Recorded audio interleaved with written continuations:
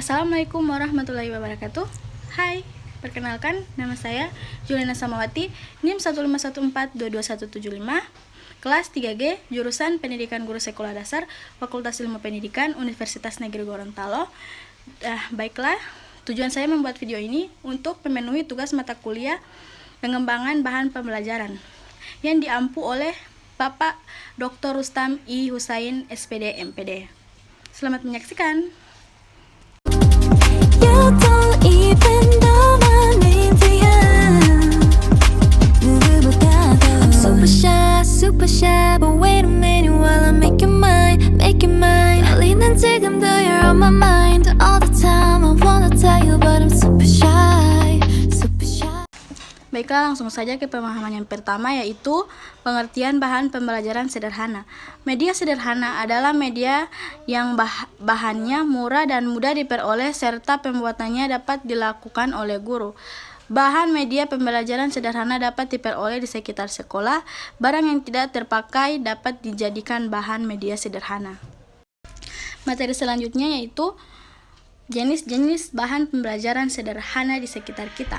Terdapat banyak benda yang dapat dijadikan sebagai media pembelajaran sederhana. Guru diharapkan kreatif untuk memanfaatkan benda tersebut menjadi media agar dapat membantu tercapainya tujuan pembelajaran. Beberapa macam media pembelajaran sederhana antara lain: yang pertama, gambar. Gambar sebagai media meliputi foto, lukisan atau gambar, dan sketsa atau gambar garis. Tujuan utama penampilan berbagai jenis gambar ini adalah untuk memvisualisasikan konsep yang ingin disampaikan kepada peserta didik. Yang kedua, peta atau global. Peta dan global digunakan untuk menyajikan data lokasi seperti keadaan permukaan bumi, daratan, sungai, gunung-gunung, dan tempat-tempat, serta arah dan jarak. Yang ketiga, grafik. Sebagai suatu media visual, grafik adalah penggambaran data berangka, bertitik, dan memperlihatkan hubungan timbal balik sehingga membentuk informasi.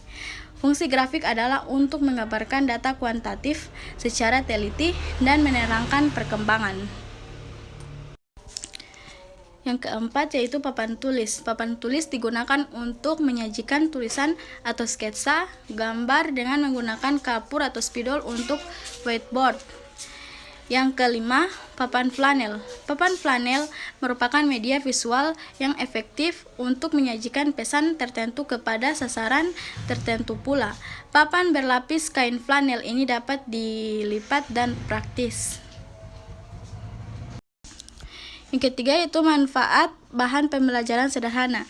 Berbagai mata pelajaran memiliki kaitan erat dengan objek yang kompleks. Untuk membawa berbagai objek tersebut tentu sangat sulit. Sementara penjelasan verbal sering membuat peserta didik kurang cepat memahami konsep yang dipelajari. Media pembelajaran sangat bermanfaat bagi pembelajaran. Ramampuk 1998 menegaskan bahwa manfaat media pembelajaran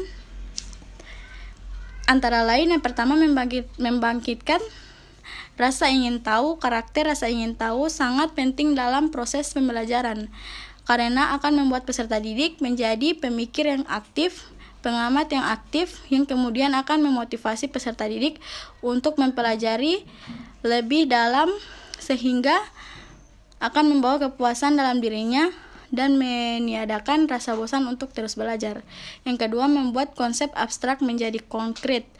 Konsep yang dirasa masih bersifat abstrak dan sulit dijelaskan secara langsung kepada peserta didik bisa dikonkretkan atau disederhanakan melalui pemanfaatan media pembelajaran. Sebagai contoh, untuk menjelaskan erupsi gunung api, maka dapat dipergunakan media gambar gunung yang sedang meletus atau media film simulasi pembuatan elektronik. Yang ketiga yaitu mengatasi batas-batas ruang kelas. Untuk objek-objek besar atau terlalu kecil atau membahayakan peserta didik dapat disederhanakan melalui media. Sebagai contoh, guru menjelaskan tentang hewan gajah, tentu tidak mendatangkan gajah ke dalam kelas. Guru ingin menjelaskan tentang kebakaran hutan, tentu guru tidak akan membawa api ke dalam kelas. Materi yang keempat yaitu prinsip-prinsip bahan pembelajaran sederhana. Dalam proses pembuatan media pembelajaran sederhana itu harus diperhatikan unsur-unsur desain tertentu, antara lain yang pertama kesederhanaan. Secara umum kesederhanaan itu mengacu kepada jumlah elemen yang terkandung dalam suatu visual. Jumlah elemen yang lebih sedikit memindahkan peserta didik untuk menangkap dan memahami pesan yang disajikan. Kalimat harus ringkas tetapi padat dan mudah dimengerti. Yang kedua, keterpaduan. Keterpaduan mengacu pada hubungan yang terdapat di antara elemen-elemen visual yang ketika diamati akan berfungsi secara bersama-sama.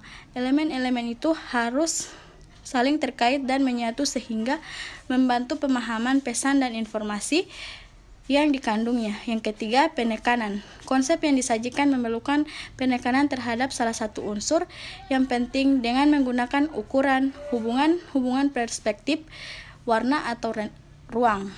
Yang keempat yaitu keseimbangan. Bentuk yang dipilih sebaiknya menempati ruang penayangan yang memberikan persepsi keseimbangan meskipun tidak seluruh simetris. Yang terakhir yaitu pemilihan media pembelajaran sederhana. Pemilihan media pembelajaran tidak dilihat atau dinilai dari segi kecanggihan medianya, tetapi yang lebih penting adalah fungsi dan peranannya dalam membantu meningkatkan proses dan hasil pembelajaran.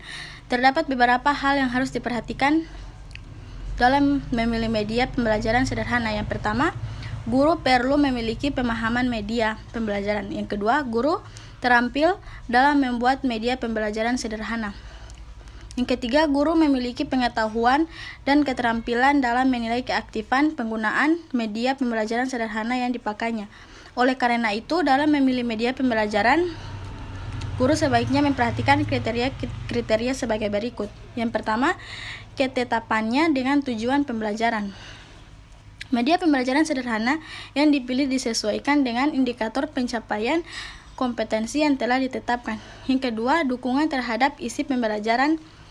Bahan pembelajaran yang sifatnya fakta, konsep, dan prosedur sangat memerlukan bantuan media pembelajaran agar lebih mudah dipahami. Yang ketiga, kemudahan memperoleh media pembelajaran yang dipilih mudah diperoleh membuat guru pada saat pembelajaran. Sebagai contoh, media grafis, diagram sketsa tanpa biaya yang mahal, sederhana dan praktis dalam penggunaannya.